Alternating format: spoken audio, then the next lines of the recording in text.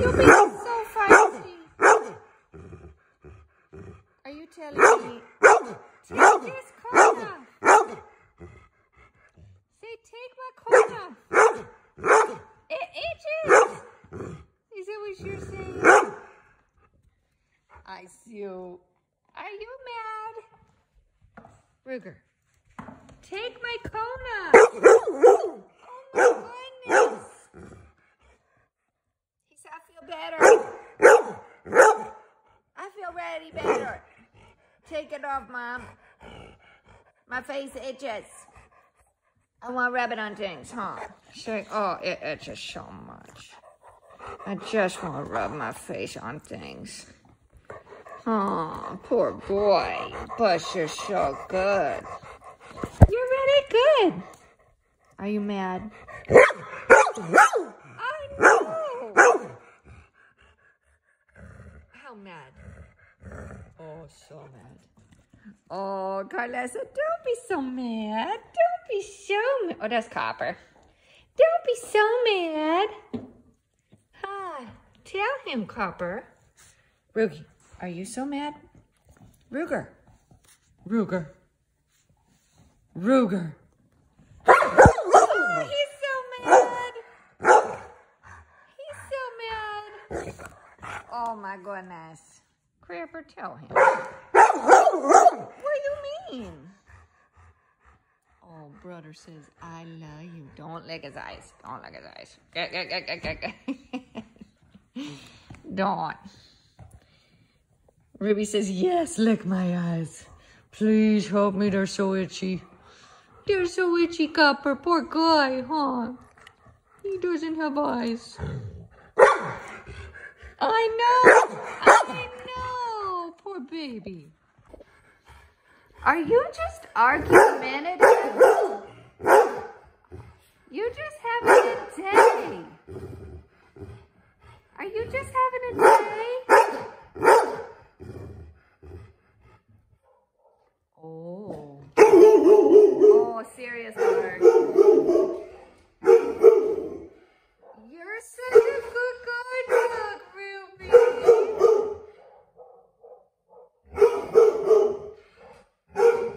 So serious. Good boy. Great. Are you feeling better today? We've had sickness for like 5 days, but no fever anymore, so that's good. What are you watching? Home Alone on like the 3rd day of spring. My child. Are you my child? Yeah. Yeah. I did. I was in the shower. I thought I heard my phone ringing because my phone ringtone is Home Alone. All right, today I am going by myself to a women's homesteading conference. There's an official name, but it's like I paid for the VIP lunch, so I'm going to that now with the speakers. But it's from 11 in the morning to 10 in the evening. So I'm like in for it. I have no idea what I'm gonna learn, or I do know some of my friends are going. That's about all I know. But I wore my overalls, you know, because I am a homesteader. It's so funny when people are like, oh, do you have, you know, a farm? I'm like, I mean, kind of, you know. They're like, well, do you have animals? I'm like, yeah, what do you have? Goats and cows and chickens and peacocks, cats and dogs. They're like, oh my gosh, that's like a total farm. And I'm like, I mean, I guess. They're like, do you eat off your farm? I'm like, well, not entirely, but you eat the animals and the food that you grow in the garden? Yeah. Okay, you're a homesteader. I got interrupted. But they decide, these people who are hearing me say, if I eat off my farm, not entirely, but to some extent, and I guess we could, if we had to, entirely eat off our farm, or probably even like live off our farm, meaning like we could sell our food, barter, whatever. They're like, yeah, you're a homesteader. I'm like, all right. So by the qualification of people I talk to, I'm a homesteader. So I'm going to the conference because I'm a woman and I'm a homesteader. And so it seems like I should go. So let's see what we learned today, guys.